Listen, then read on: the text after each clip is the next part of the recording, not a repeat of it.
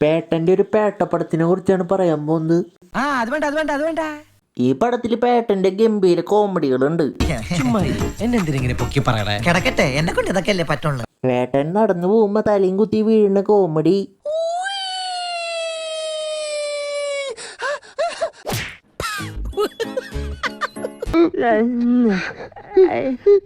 പേട്ടൻ സംസാരിച്ചിരിക്കുമ്പോ വീഴാൻ പോണ കോമഡി, നിനക്ക് നിനക്കെന്താ അസുഖം? ബസ്സിന്റെ ഉള്ളിൽ നിന്ന് ഒരു കോയിൻ എറിയുമ്പോ ആ കോയിൻ മേത്ത് കൊണ്ടിട്ട് ഇടിഞ്ഞു കൊളിഞ്ഞ് വീഴുന്ന ഒരു ബൈക്കുകാരന്റെ കോമഡി,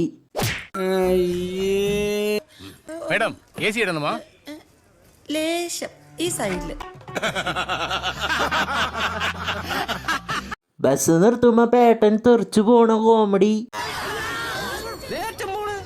ഇവൻ ഇവിടെ നിന്ന് ജനിക്കേണ്ടവനേ അല്ല, പിന്നെ ജനിക്കേണ്ടവനേ അല്ല. പിന്നെ ബസ്സിന്റെ ഉള്ളിൽ നിന്ന് പുറത്തേക്ക് നോക്കുമ്പോ കാറ്റടിച്ചിട്ട് വിഗ് പറന്നു പോണ കോമഡി.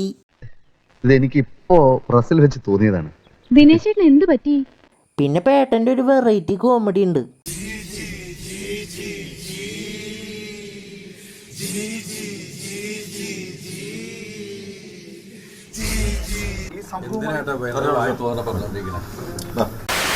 പേട്ടൻ ഈ സിനിമയിൽ ഡ്രൈവിംഗ് സ്കൂളൊക്കെ നടത്തുന്ന ഒരു പേട്ട താത്തയാണ് ഗൈസ്. മൂപ്പര് ഈ പെട്രോൾ കാശൊക്കെ ലാഭിക്കാൻ വേണ്ടിയിട്ട് മൂപ്പരുടെ പണിക്കാരൻ്റെ ജീപ്പിൽ കയറ് കെട്ടി വലിച്ചിട്ടാണ് മൂപ്പരുടെ കാറൊക്കെ ഓടണത്.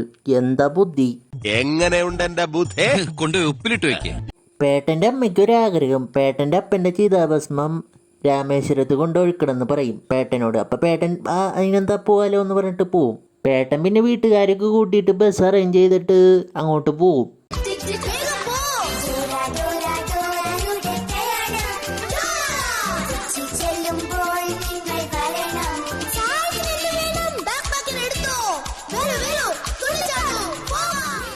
ബസ്സിൽ പോകുമ്പോൾ രാത്രിയാകുമ്പോൾ നമ്മുടെ പേട്ടന് ഒരു റൂം എടുക്കും. റൂം എടുത്തിട്ട് പേട്ടൻ കുളിക്കായിരിക്കും. കുളിക്കുന്ന സമയത്ത് ഒരു കോള് വരും.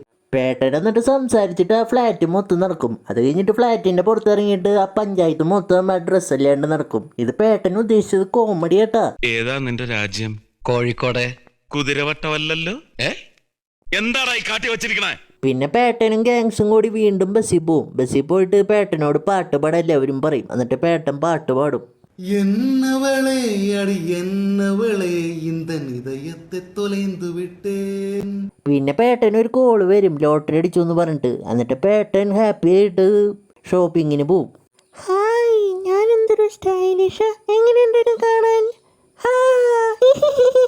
പേട്ടൻ പിന്നെ പൊണ്ടാട്ടീനും പിള്ളേരൊക്കെ കൂട്ടിയിട്ട് നാട്ടിക്ക് വരും. നാട്ടിക്ക് വന്നിട്ട് മൂപ്പര് ലോട്ടറി നോക്കും. ലോട്ടറി നോക്കുമ്പോൾ വീട്ടിൽ ലോട്ടറി കാണാനില്ല. എന്നിട്ട് അവിടെ മൊത്തം നോക്കും. നോക്കണ സമയത്ത് മൂപ്പരുടെ പഴയ ക്രഷിൻ്റെ ഒരു ഫോട്ടോ കാണും. പിന്നെ ഒരു സോങ് ഇടും. ആ പാട്ട് പാടി നമ്മുടെ പേട്ടനാണ്. നാരങ്ങ മുട്ടായി നാരങ്ങ മുട്ടായി, ഞാൻ പണ്ട് മേടിച്ച നാരങ്ങ മുട്ടായി, നീയൊന്നു തിന്നൊരു നാരങ്ങ മുട്ടായി. ചെറിയ 2 വയസ്സുള്ള കുട്ടിയടക്കം നാരങ്ങ വിട്ടെന്നുള്ള സോങ് പാടുന്നുണ്ടെന്നുള്ളത്.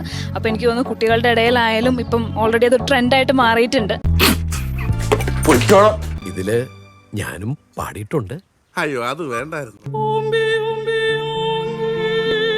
പിന്നെ നമ്മുടെ നസരീന് കൺഫ്യൂഷനാവും. ഞാൻ പണ്ട് മെസ്സേജ് അയക്കാൻ വേണ്ടി റോക്കറ്റ് എറിയാറുണ്ട് അപ്പുറത്തെ വീട്ടിലേക്ക്. അപ്പം ഞാൻ അറിയാണ്ട് ലോട്ടറി എടുത്ത് എറിഞ്ഞോ എന്നൊരു ഡൗട്ട് ഉണ്ടെന്ന് പറഞ്ഞിട്ട് ചേച്ചിയോട് പറയും.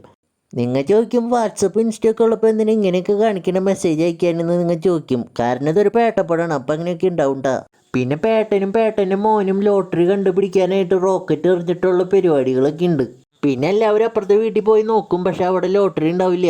പിന്നെ പേട്ടനൊരു സംശയം, ആ ലോട്ടറി എടുത്തത് വീടിൻ്റെ അടുത്തുള്ള ആളാണോ എന്നൊരു സംശയം. എന്നിട്ട് അയാളുടെ അടുത്ത് പോവും. അയാളുടെ അടുത്ത് പോകുമ്പോൾ നമ്മുടെ പേട്ടൻ്റെ കാല് വഴുക്കിയിട്ട് അറിയാണ്ട് വെട്ടും മൂപ്പരെ. പേട്ടനത് ഉദ്ദേശിച്ചേക്കുന്നത് കോമഡി ആട്ടാ. നിങ്ങൾ ചോദിക്കും എന്താ ഈ കോമഡി കേട്ടിട്ട് ചിരിക്കാൻ പറ്റാത്തതെന്ന്. കാരണം ഇതൊരു പേട്ട കോമഡിയാണ്. അയാളെ വെട്ടിയ കാരണം പേട്ടനെ നാട്ടിൽ നിൽക്കാൻ പറ്റില്ല. എന്നിട്ട് ഗ്രീൻ സ്ക്രീൻ ഇട്ട ട്രെയിനിൽ നമ്മുടെ പേട്ടൻ രാമേശ്വരത്തേക്ക് പോവും. അവിടെ വെച്ചിട്ട് നമ്മുടെ പേട്ടൻ്റെ ലോട്ടറി പേട്ടന് കിട്ടും. അങ്ങനെ പടം കഴിഞ്ഞു. ഏതാണ്ട് സിനിമ അവസാനിക്കുന്നതിന് തൊട്ട് മുൻപ് വരെ കൂട്ടച്ചിരിയാണ്.